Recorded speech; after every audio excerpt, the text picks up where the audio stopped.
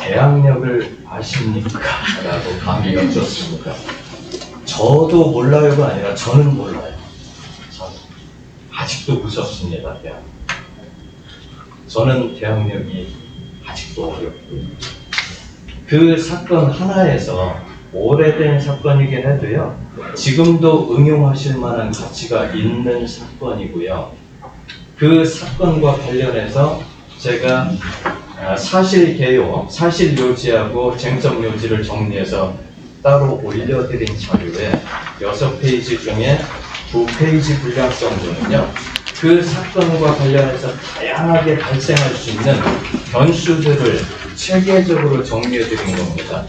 왜냐면 거기 소유자로 되신 분 곽희남 씨, 그리고 배우자가 사망을 하셨다고 전입세대 열람 내역 같이 올려드렸습니다. 임차인이었었고요, 배우자가. 그리고 배우자 명의로, 곽희남 씨 명의로 소유권을 취득한 뒤에 사망을 언제 했는지, 전입일자만 나오니까요. 사망을 언제 했는지, 사망 전에 이혼을 한 상태인지, 아니면 사망 후에, 이런 부분들까지 하다 보면 상속권이 누구에게 있는지 여기까지 검토를 최소한 2페이지 분량으로, 또 그게 임대차 보증금 반환 채권의 질권을 설정을 해서 현대 스위스의 상호저축은행으로 양조가 된 상황이었죠. 그랬을 때 보증금 반환 청구권은 누구에게 있는지, 그게 다가구 주택이어서 최소한 임차인 2분 이상이 보증금을 경합하게 될 때 후순위 임차인과 중개 의뢰를 받아서 중개를 하신 중개사님이시라면 선순위 대항력 있는 임차인, 확정일자 있는 임차인이 전액 보증금 변세 받고 그 후에 순서대로 배당을 받다 보니까 순위가 늦어서, 배당 순서에 늦어서 배당을 다 받지 못하면 중개사고로 이어질 수도 있는데, 지금처럼 선순위에 임차인이 그 보증금을 다른 제3자에게 양도를 하면서 그 제3자가 보증금 반환 채권에 관하여 우선 변제권을 양수를 같이 했는지 안 했는지, 그게 쟁점이거든요. 안 했다라고 하면 선순위 임차인이 본인이 받으면 1억을 그대로 받을 수 있을지라도 그게 인정이 안 된다면 1억을 받을 수 없겠죠. 그럼 후순위로 그 배당금이 차순위로 배당이 된다면 그 임차인들하고 중개 의뢰를 받으셔서 중개 행위를 하신 중개사님들은 그래도 손해배상 범위가 많이 축소가 될 수도 있는 거기 때문에 이런 부분까지 응용을 다양하게 하실 수 있습니다. 그리고 여기서 현대 스위스의 상호저축은행이 주택임대차보호법 3조 2 7항에 보시면요, 원래 주택 임차인이 대항력과 확정일자에 의한 우선 변제권을 취득한 상태에서 3조 2 7항에 인정되는 금융기관 등이 그 임차인의 보증금을 인수했을 때 임차인이 가지고 있던 우선 변제권까지 승계한다라는 조항입니다. 근데 그 3조 2 7항 제1호에 은행법에 의한 은행이라고 가장 먼저 나오는데, 현대 스위스의 상호저축은행, 상호가 은행이잖아요. 바로 이 상호저축은행이 3조 2 7항 1호에 해당하는 은행이냐, 이게 쟁점이었어요. 명칭으로 보면 현대 스위스의 상호저축은행이니까 은행법에 의한 은행에 해당될 수 있을 것 같지만 상호저축은행법은 별도로 있습니다. 법령이. 은행법이 아니에요. 현대 스위스의 상호저축은행, 상호저축은행이라는 상호를 사용하는 금융기관들은 은행법 적용을 받는 게 아니라 상호저축은행법 적용을 받는데, 주택임대차보호법 3조 2 7항에 1호부터 9호까지는 상호저축은행법에 의해서 적용을 받는 상호저축은행이 임차인의 보증금을 승계한 경우에 우선 변제권을 그대로 인정한다라는 조항은 아직 없습니다. 현재까지. 물론 국회가 개원될 때마다 일부 의원님들께서 상호저축은행, 신협들도 일반 서민들이 가깝게 많이 활용을 하니 그 금융기관들을 구제하기 위해서 상호저축은행 등도 우선 변제권을 승계한 경우에 우선 변제권자로 인정을 해주자라는 법안을 계속 발의를 하고 있으나 폐기되면 자동 폐기되면서 그 법안이 유명무실화되고 아직도 진행되고 있습니다. 국회에 의안 법률 시스템이 있어요. 의안 정보 시스템 홈페이지 들어가시면 몇십 년 전에 법안을 누가 발의를 했고 심사 과정은 어떻고 토의 과정은 어떻고 이런 내용들이 다 있는데 법조문 하나라도 해석이 어려우실 때는 의안 정보 시스템에 들어가셔서 그 당시 개정될 당시에 개정 취지, 입법 당시에 입법 취지 등을 정확히 파악을 하시고 해석을 하셔야 도움이 되실 겁니다. 이 부분이 판례로 검토를 하시기에는 너무 방대한 분량이고 법원에서조차 혼란스러워하는 부분이 많이 있거든요. 조문 하나하나 개정을 할 때 그렇게 참고를 하시고 제가 올려드린 자료 그거는 학습 자료에 있지 않고요. 게시판에 따로 올려드렸으니까 한 번쯤은 검토를 하시면서 대학력을 여기까지 들여다 봐야 되겠구나. 그게 아파트였거든요. 어쩌다 있을 수 있는 게 아니라 그런 사연이 있는지 없는지 몰라요. 저도 단지 오래전에 그 사건을 보면서 임차인, 소유자, 기본적인 권리관계밖에 없었는데 사망, 말소라는 거기에서 착안을 해서 다양한 변수들을 정리하다 보니까 그렇게 많은 체계가 형성이 되는 거고요. 대학력은 그렇게 준비를 하셔야 되기 때문에 저도 대학력은 아직 어렵습니다. 저는 몰라요. 다른 분들은 많이 아실 것 같은데 저는 모릅니다.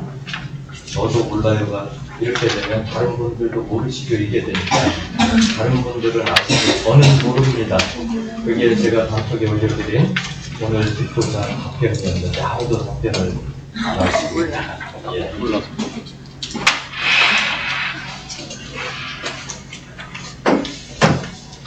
오늘 주제가 계약의 해제와 원상회복 부분인데 원상회복 부분 자료를 준비를 했다가 실무에서 중개사님들이 경매가 아니어도요 많이 접하실 수 있는 손해배상 범위 부분 통상 손해냐 특별 손해냐라고 하는 부분 법리와 관련해서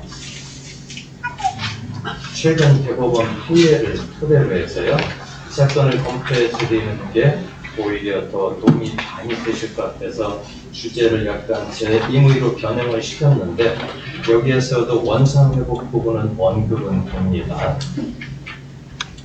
먼저 자료 중에 위약금, 해약금 관련 민법 주요 규정이라고 하고 계약의 해제라고 해서 편집을 해드린 2페이지를 먼저 보십니다. 일반적으로 계약을 체결을 하시고 계약이 해제가 되는 이런 부분에서 고민을 많이 하시고 고충을 많이 겪으세요. 중개사님들이. 근데 답변은 안 하셔도 됩니다. 내심 제가 여쭙겠습니다. 계약을 하실 때 계약금을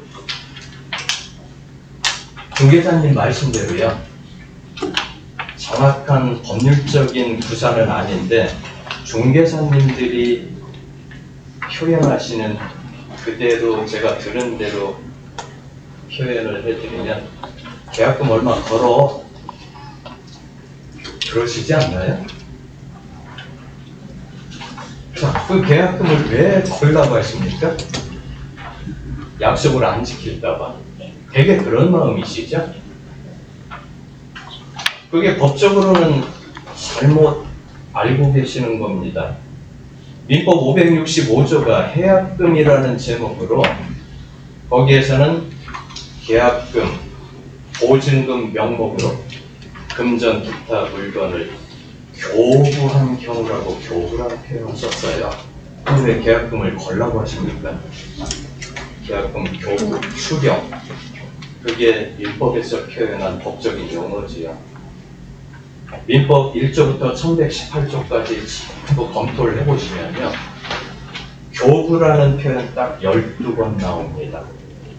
그게 금전과 관련해서는 딱 한 번이고 나머지 11번은 서류 교부하는 경우에 이런 교부라는 표현을 쓰고 나머지 대금과 관련해서는 금전과 관련해서는 지급이라는 표현을 했는데 그게 61회 등장합니다.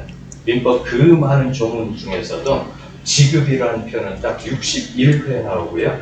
교부가 12회 나오는데 그 중에 금전과 관련해서 565조의 계약금, 보증금 등의 명목으로 금전 기타 물건을 교부한 경우 이렇게 교부 앞으로 교부라고 하십니다. 근데 여기 협회나 부동문자로 계약서, 매매계약서, 임대차계약서 내용을 보면 전부 계약금을 지급하고 그게 법적 효력이 없다라는 게 아니에요.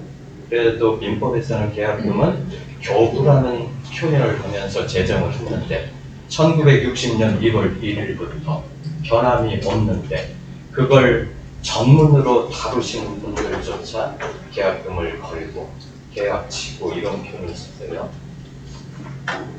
계약서에는 부동문자로 지급이라 했으니까 굳이 그걸 변경시키실 것까지는 아니지만 그 이외에 의뢰인들에게 문자로 계약금 잘 받았습니다.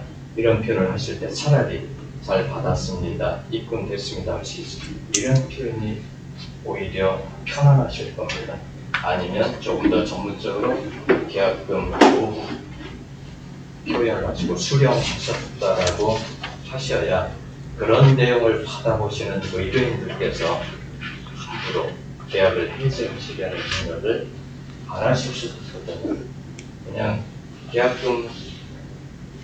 고르신 거 잘 받았어요 이런 표현을 하시고 일단은 계약금은 교부라는 표현이 저기 나왔는데 거기에 해제를 마음대로 할 수 있게 하기 위해서 계약금 교부하는 거고 수령하는 거고 해제를 못하게 하기 위해서 계약금 받는 게 아니고요. 법적으로는 이행에 착수할 때까지는 교부한 자든 수령한 자든 마음대로 거기 요건에 맞게 계약금을 교부한 자는 포기하고 수령하신 분은 배액을 상환하고 마음대로 해제를 할 수 있게 하기 위해서 계약금 교부하고 수령하는 거고 그래서 565조에 해약금이라고 했습니다. 제목을 계약금이라 하지 않고요. 근데 이걸 계약을 해제를 못하게 계약금을 받는다 생각을 하시는 겁니다. 거기서부터 법을 잘못 이해를 하시는 거죠. 계약 해제를 못하게 하시려면 손해배상 예정액을 아직 하루밖에 안 됐고 하루도 안 지났으니까 계약 해지한다고 할 때 두려우시면 그거에 대한 손해배상 하게끔 그 조항을 약정하시면 되는데 실질적으로 하루밖에 지나지 않아서 통상적인 손해로 인정받을 게 없어요. 그렇다고 해서 특별 손해로 인정받기 위해서는 내가 오늘 이 계약을 체결하기 위해서 1년 전부터 준비를 하면서 여기에 들어간 돈이 1,000만 원이다. 그걸 아셔야 된다면서 예 알겠습니다. 그렇게 상대가 알았다면 그게 특별손해인데 인정이 안 돼요. 그래서 한 하루밖에 안 됐어도 하루도 안 됐어도 1시간밖에 안 됐어도 바로 그런 부분을 손해배상으로 인정받기 위해서 하는 게 손해배상의 예정액이라고 하는 건데 바로 그 조항을 명시를 하시면 돼요. 근데 계약금을 기준으로 한다라고 거의 그래요. 임대차 계약서, 매매 계약서 통상 5조나 6조쯤에 거의 보시면 계약 해제 조항이 있고 손해배상 예정 조항이 있습니다. 위약금 조항. 근데 5조는 계약금을 교부한 자는 포기하고 수령한 자는 배액을 상환하고 이행에 착수할 때까지 해제할 수 있다. 그거는 기본적으로 민법에 있는 내용이 맞습니다. 근데 그 다음 조항이 계약금을 손해배상 예정액의 또는 위약금의 기준으로 한다라고 연결되어 있습니다. 많이 보시죠. 근데 실무에서 계약 체결하실 때 계약금을 반드시 수수하는 건 아니거든요. 계약금 없이 바로 중도금으로 가시거나 또는 잔금 일부로 하시는 경우도 많아요. 그러면서 그 조항은 그대로 둬요. 그랬을 때 계약금이 손해배상 예정액의 기준인데 계약금 받은 게 없습니다. 뭘로 손해배상 예정액을 정하실 거예요? 그럴 때 특이하게 거래 대금의 10%를 통상 손해배상 예정액으로 한다라는 이 문구를 명시를 하셔야 청구를 하실 수 있고 그게 인정이 되지요. 계약금 없이 하시면서 계약금 없어. 그리고 5조, 6조를 그냥 한 거예요. 계약금이 없으면 상대방의 이행에 착수할 때까지 해제를 마음대로 할 수 있는데 해제권도 없는 거지요. 565조에 의한 해제 못 하십니다. 계약금 없이는. 계약금이 있을 때만 565조가 적용돼서 해제권이 있는데 계약금이 교부된 바 없다라고 하면 해제권 없어요. 565조의 계약금 계약에 의한 해제는 단 여기서 채권 형칙편에 있는 계약의 해제, 법정 해제만 인정될 뿐입니다. 해제를 전혀 못하는 게 아니라요. 법률의 규정에 의해서 요건이 해당이 되면 그때 해제권이 있는 거죠. 바로 그런 부분들을 오늘 정리를 해드릴 겁니다. 제가 기회 있을 때마다 이런 부분을 특강으로 정리를 해드려도 그때는 이해를 하셔야 돼요. 근데 며칠 지나서 계약하실 때, 또 1년 지나서 그대로 제가 극단적인 표현, 교수님 계약이 삐그러졌어요. 이런 표현도 하세요. 그때 가셔서 계약을 어떻게 하셨는지 그 내용을 먼저 보셔야 되는데 계약하실 때 마음가짐이 그러시잖아요. 오늘 10시에 계약을 체결하시기로 약속을 하셨습니다. 서울서 내려오시고 부산에서 올라오시고 9시에 전화가 와요. 불안합니다. 못 온다는 건가? 계약 못 하신다는 건가? 10시 돼봐야 1분만 지나도요 초조해지시고 그리고 두 분이 오셨어요. 두 분 다 감정을 자극하셔서 심기가 불편하실까봐 혹시 계약이 원만하게 이루어지지 않을까봐 실장은 양쪽에 막 하시잖아요. 갈래를 드시고 감정도 그렇게 있어요. 그렇게 그런 마음가짐으로 하시면 안 됩니다. 계약 조항 하나하나 명시를 하실 때 내가 재판의 기준을 정한다. 이 계약 내용대로 이행이 되지 않을 때 분쟁이 시작되면 이게 기준이 되니까 이걸 근거로 권리를 행사해야 되고 의무를 이행해야 되는데 소를 제기하는 사람 입장에서 소송물이라고 하는 권리가 인정될 것인지 법원에서 그걸 기준으로 재판을 해야 되니까요. 여러분 중개자님들께서는 내가 재판의 기준을 정한다는 비장함으로 계약서를 작성하셔야 되는데 빨리 하고 보수는 얼마고 보수는 내일 준댔는데 내일 들어 올려야 그 보수가 문제가 아니라 1년 뒤에 2년 뒤에 이게 분쟁이 시작되면 중개 사고로 이어졌을 때 30% 배상을 하면 몇 천만 원인지 억대인지 그런 부분을 내다보셔야죠. 그런 부분들 비장함이 없으시면 그냥 지난번에 말씀드렸죠. 공탁금을 몇백억 많이 비축을 해놓으셔야죠. 계약 체결하실 때 마음가짐 새롭게 하십니다. 재판의 기준을 정합니다. 그래서 한 줄 한 줄, 한 글자 한 글자 어떤 의미로 해석이 될지 당사자는 이걸 수긍을 하고 끄덕끄덕 하고 화기애애하게 다 알았어 라고 했지만 누군가 변심을 해서 이걸 트집을 잡기 시작할 때 이 한 글자가 제3자인 법관이 어떻게 들여다보면서 해석이 될지 한 글자인 거기에 더 비중을 두시고 계약을 체결하십니다. 계약서 작성하시는 각오예요. 교수님, 예. 아까 그 계약금이 없을 때, 예. 원래 한방에서 나오는 용지에 보면, 예. 그 계약금을 손해배상으로 한다고 하는 조항이 예. 그냥 적혀 나오잖아요. 예. 근데 계약금이 없을 경우에 그럼 특약사항에 예. 그 손해배상액을 별도로 정하셔야. 그러니까 정해놓으면 사실 조항 자체가 모순이 있는 거잖아요. 예. 예. 그럴 경우에는 어떻게 판단을 해요? 그러니까 이 특약을 우선으로 하죠. 일반 조항보다는. 그러면 만약에 모순이 됐을 경우에는 특약사항을 먼저 가고 위의 예. 사항은 예. 모순이 되더라도 없는 걸로 예. 정한다는 그리고 그걸 법원에서 이제 선회한다 그러죠. 선회한다라는 표현을 쓰는데 사전에는 없어요. 아름답게 착하게 풀어준다 이런 의미고요.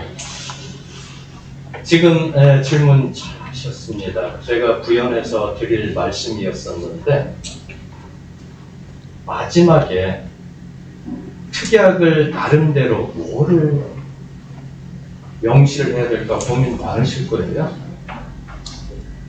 특약을 나름대로 다른 계약서들 참조를 해서 조항을 10개, 15개 이렇게 해놓으시고 그리고 뿌듯하실 수도 있지만 그게 오히려 불리하실 수도 있고 그리고 마지막에 계약 내용이 없는 것, 민법, 기타 관계 법령 또는 관습에 의한 거 이걸 왜 명시를 하십니까? 그게 없어도요. 그리고 특약이 있어도 당사자가 약정을 했어도 민사소송은 변론주의이기 때문에 원고가 주장하는 것만 피고가 방어하면서 항변하는 것만 판단을 해줘요. 특약의 조항이 10개인데 내가 한 개 조문만 이거 주세요라고 하면 판사는 그것만 봐요. 특약 10개 했네? 내가 다 봐줄게. 이렇게 안 합니다. 그건 변론주의 위반이에요. 거기 특약이 없어도 소송을 하실 때 민법에 있는 조항들 몇 조에 의하면 내가 계약을 할 때 특약은 없었지만 민법 몇 조에 의하니까 이렇게 하게 돼 있는데 피고가 이행을 하지 않습니다. 그러니 얼마 몇 조에 의해서 지불하게 할게요. 이런 판단을 구합니다. 재판을 구합니다. 그렇게 하시면 돼요. 내가 작성한 것조차도 주장하지 않으면 판단해주지 않습니다. 작성하지 않았어도 민법에 있으면 주장을 할 수 있고 판단을 해줍니다. 민법 1조가 법원이라고 하지요. 제목이요.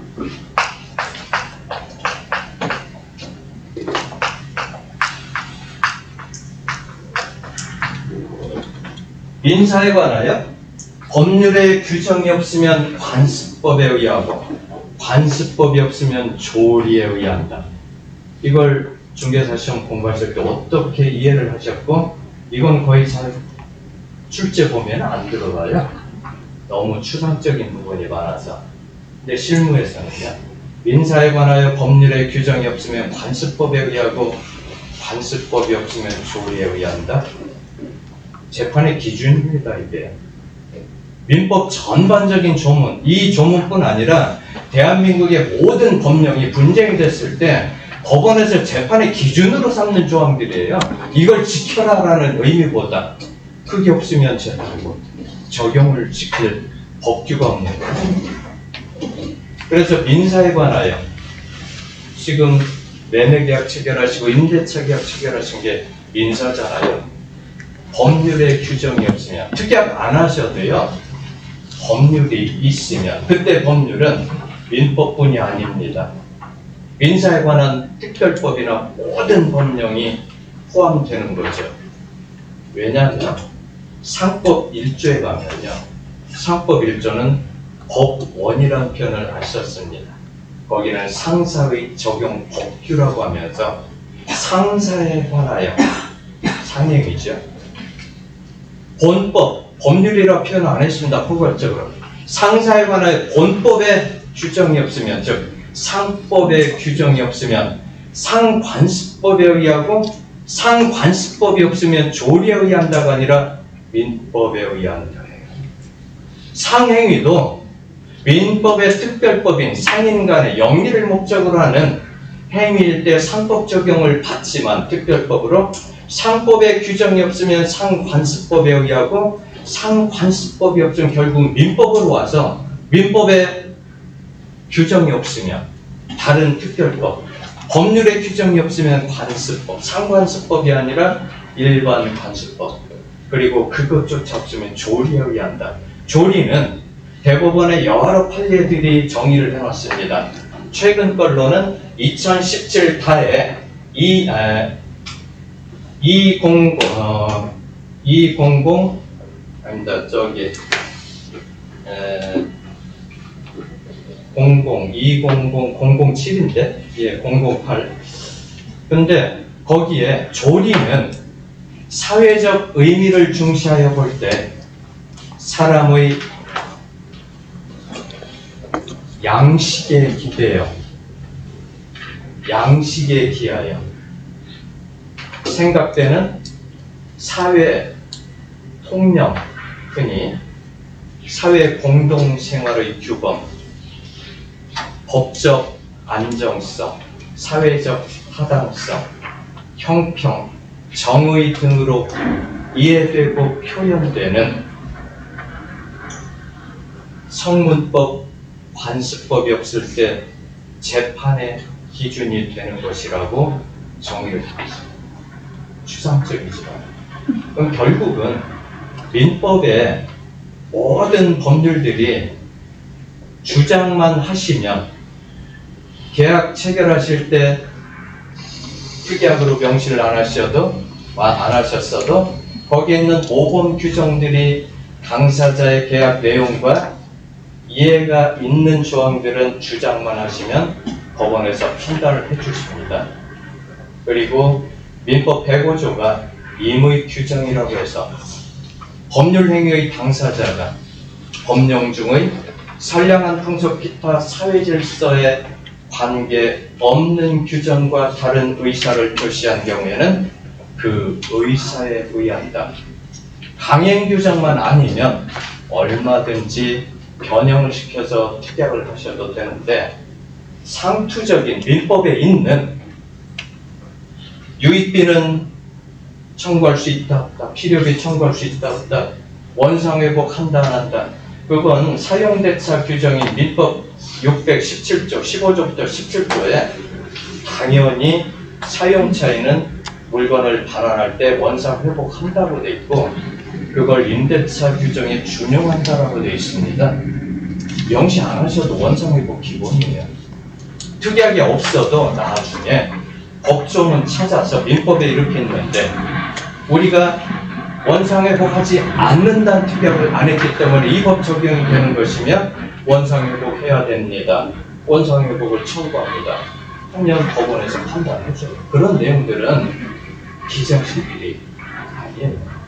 그냥 반복하는 의무밖에 없고, 하실 거면 예를 들면 민법 582조 2항에 물건에 대한 하자, 80조와 81조가 물건에 대한 하자죠. 매도인의 담보 책임 중에 580조와 581조 물건 자체에 대한 하자인데, 물건에 대한 하자, 이런 부분이 목적물을 인도한 후 손해가 발생한 걸, 하자가 있는 걸 안날로부터 6개월 안에 손해배상 청구할 수 있다라는 조항이에요. 582조 2항이.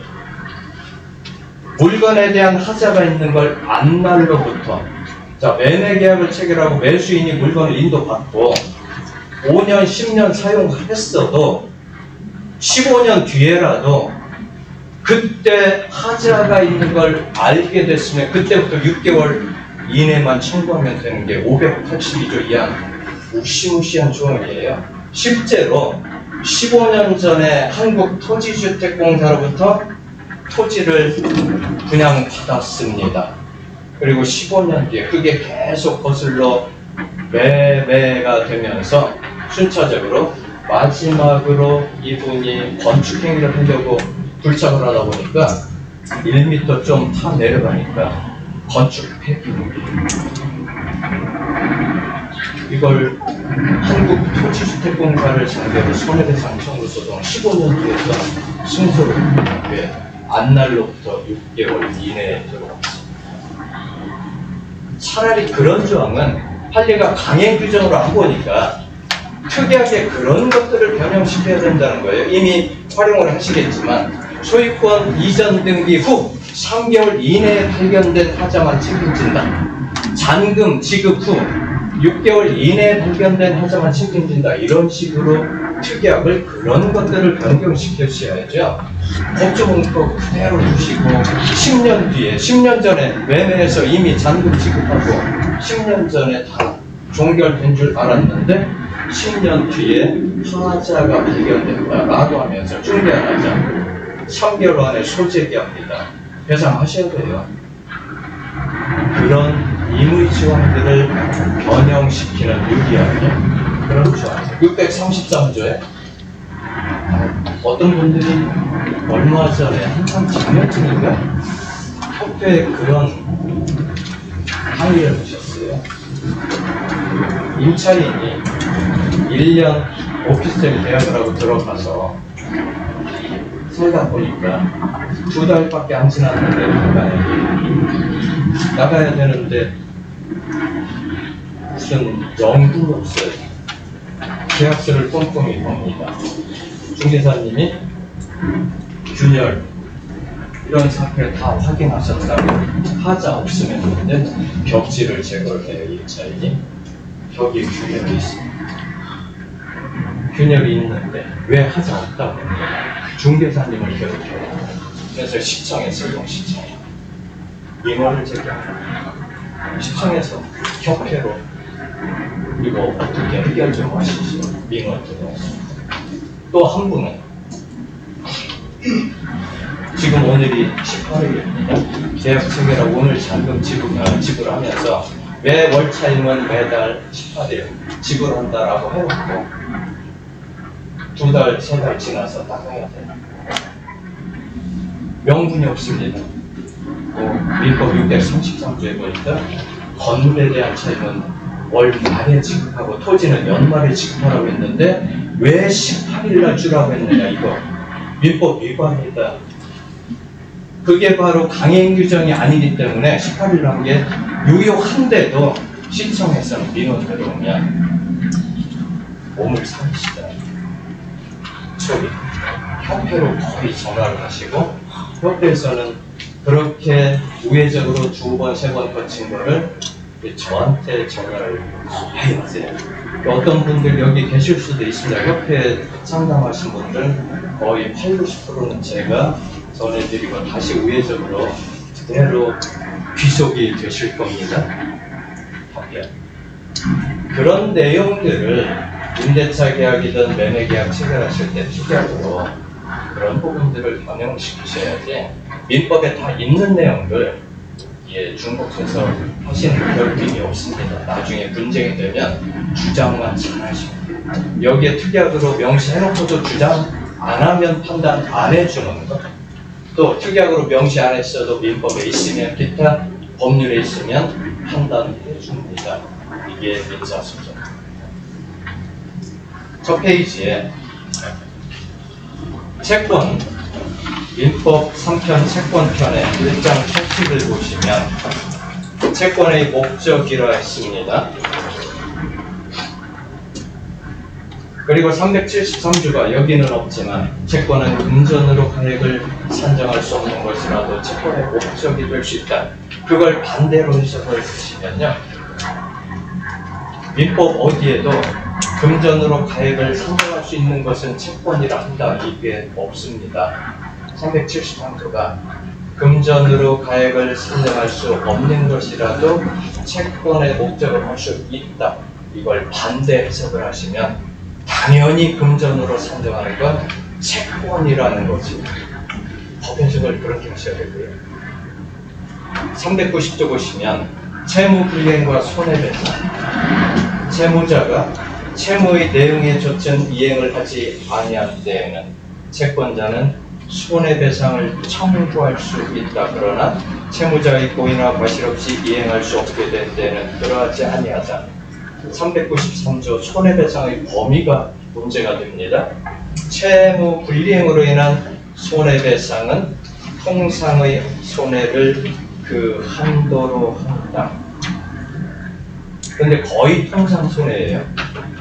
이 항이 적용되려면요, 특별한 사정으로 인한 손해는 채무자가 그 사정을 알았거나 알 수 있었을 때 하나여 배상의 책임이 있다.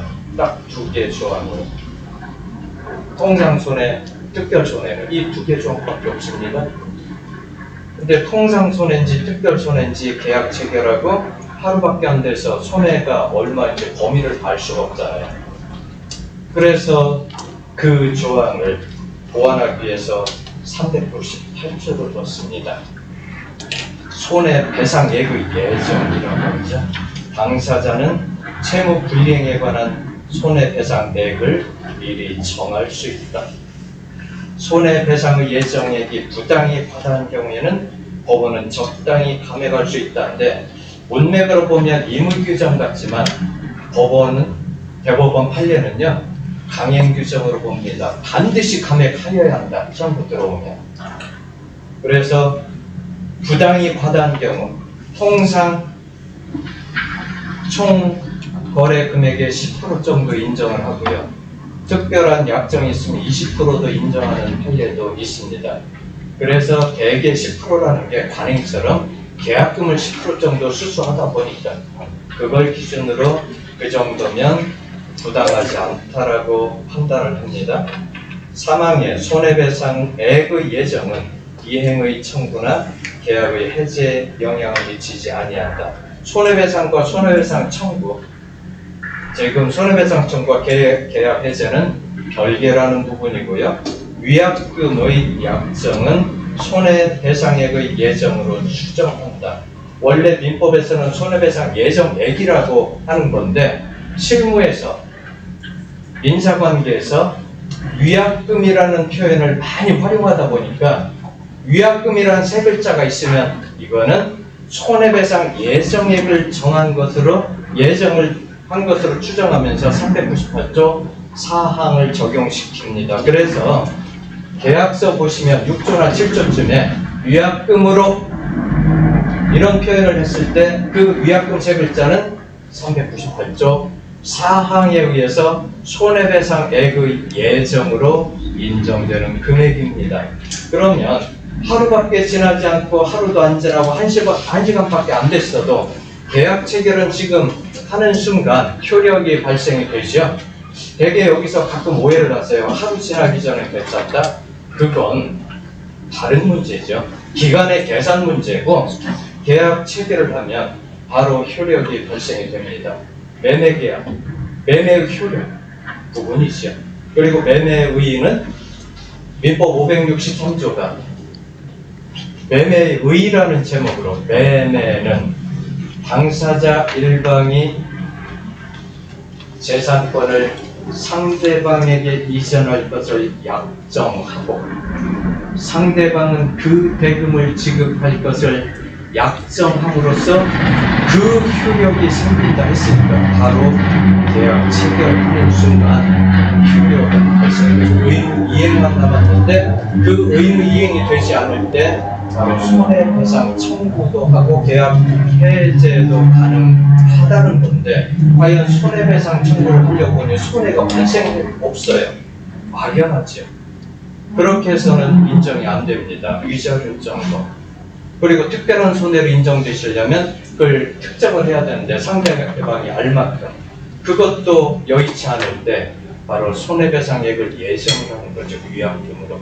근데 이 위약금, 손해배상액의 예정으로 본다라고 하는 이 조항들, 이게 말미에 계약금을 그 기준으로 한다라고 했는데, 서두에 말씀드린 것처럼 계약금 수수한 적이 없는데 그 기준을 뭘로 하실 거냐는 거죠.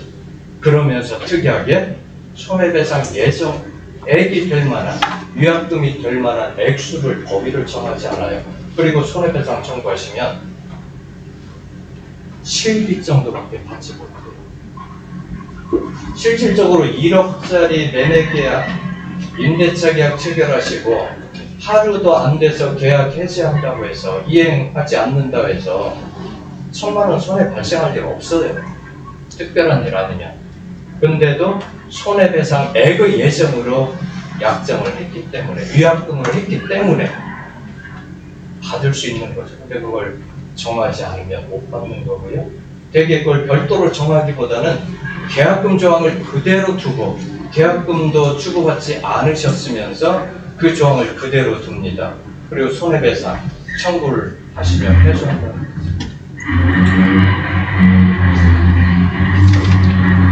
계약장에 들어가시면 계약의 총칙이 따로 있습니다.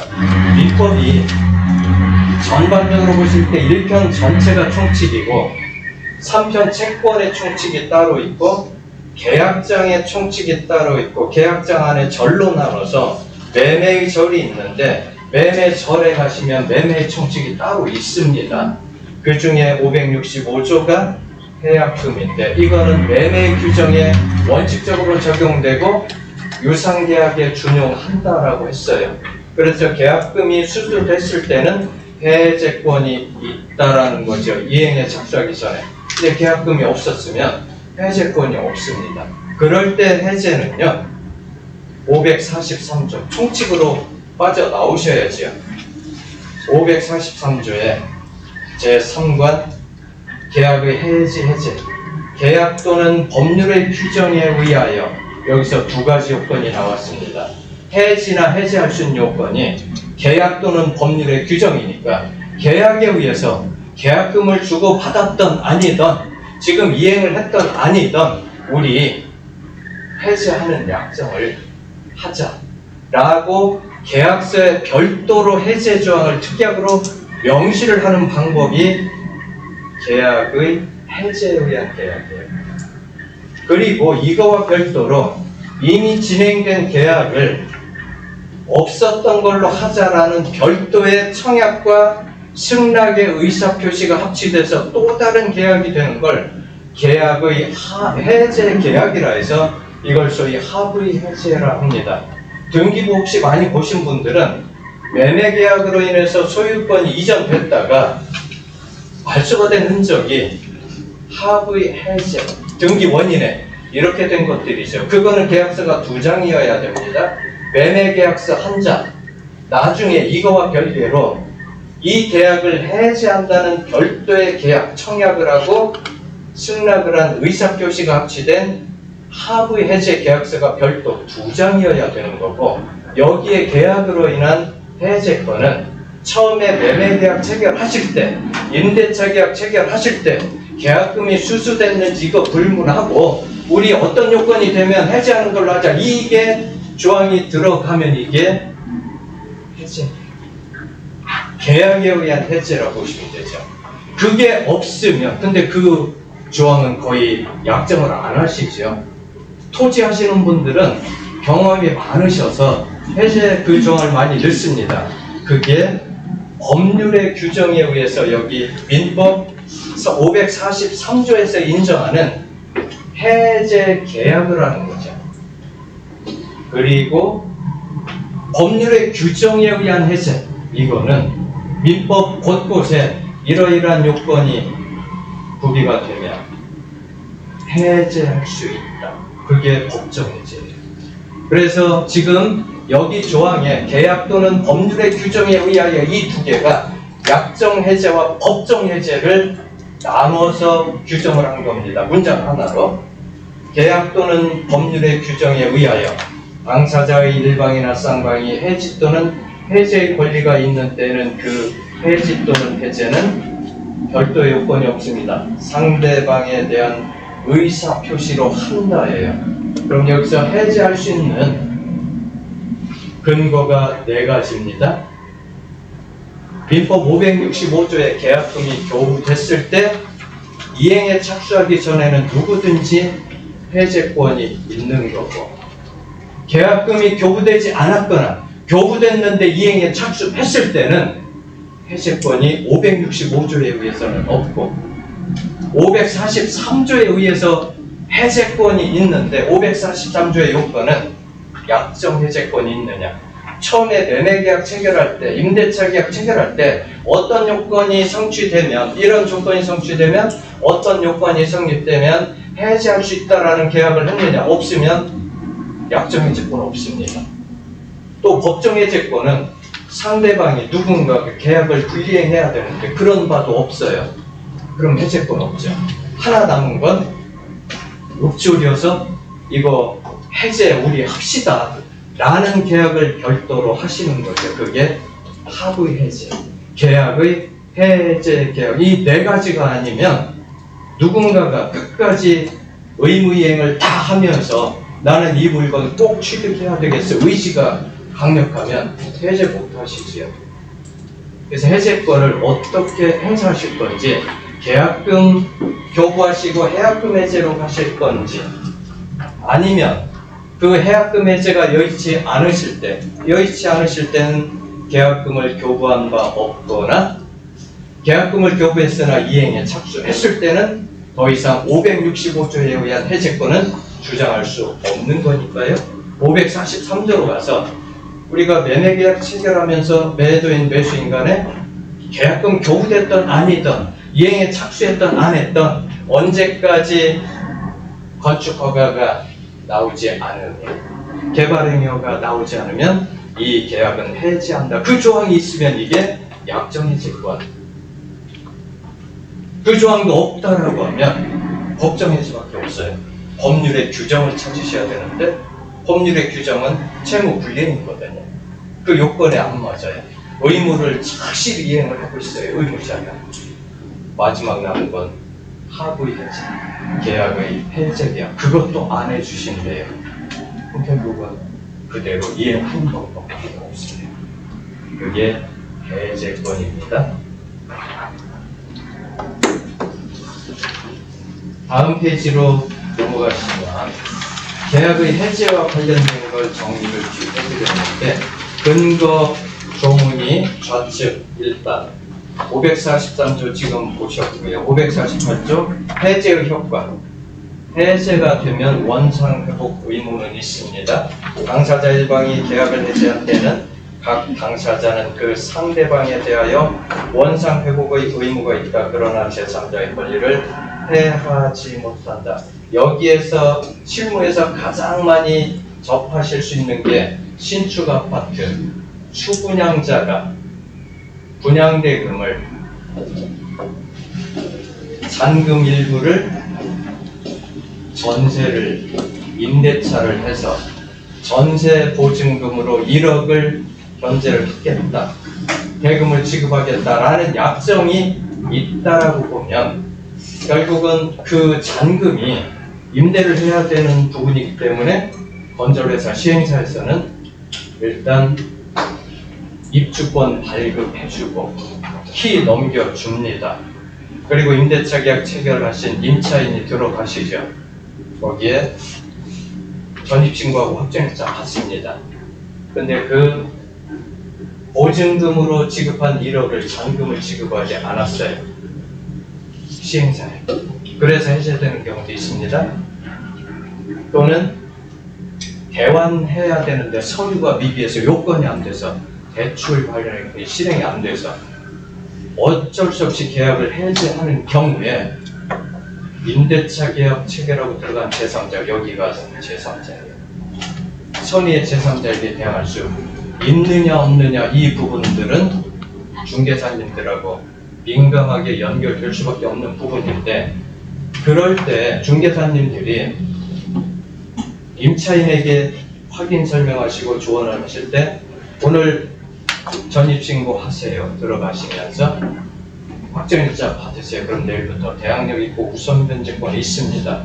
이게 반만 맞습니다. 그게 순조롭게 계약이 해제돼서 원상 회복이 된다면 그분은 선의의 제3자니까 시행사인 분양자에게 대항할 수 있어요. 보증금 반환 받을 때까지. 근데 경매로 진행되면 문제는 달라집니다. 시행사가 소유자로서 아직 수분양자 앞으로 소유권 이전이 안 된 상태죠. 임대 권한만 부여받고 소유권이 없는 상태에서 임대차 계약을 체결하신 분이니까, 그런 경우에 경매가 진행이 된다면 시행사가 부도가 나서 그랬을 때 낙찰자가 그 임차인의 대항력 취득 시기를 그대로 승계를 해서 보증금을 부담을 하느냐? 그렇지 않습니다. 대법원 판례는요, 임대 권한은 있으나 소유자가 아닌 자와 임대차 계약을 체결한 임차인의 계약력 취득 시기는 소유권은 없으나 임대 권한이 있었던 임대인이 소유권을 취득하는 즉시 임차인도 계약력을 취득한다. 소유권을 이전받은 바 없잖아요. 낙찰자에겐 대항을 못 하십니다. 그러면 처음에 추분양자가 나 저거 분양받았는데 전세 놓고 전세금으로 잔금 지불할 거라고 중개사님에게 의뢰하셨을 거예요. 그리고 그 임차인에게 확인 설명하시면서 입주권 나왔어요. 키 넘겨받았습니다. 오늘 입주하실 거죠? 내일부터 대항력이 있습니다. 안 됩니다. 원상회복할 때만 인정되는 거죠. 548조의 규정과 민사집행법의 대항력 규정이 달라요. 그걸 왜 똑같이 다음날 명시라고 해석을 하시는지. 경매 사건에서는 달리 보셔야 됩니다. 그런 부분들이 자, 내일 경매 기본 마스터 하신다고 하잖아요. 하루 만에. 하루에 끝나요. 자, 이거 마스터 하셔야 돼요.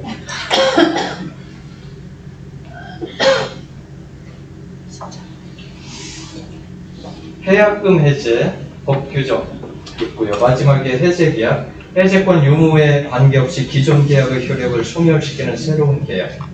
우측에 4가지 정리를 해드렸습니다. 계약 간단하죠. 이게 약정 해제권이에요.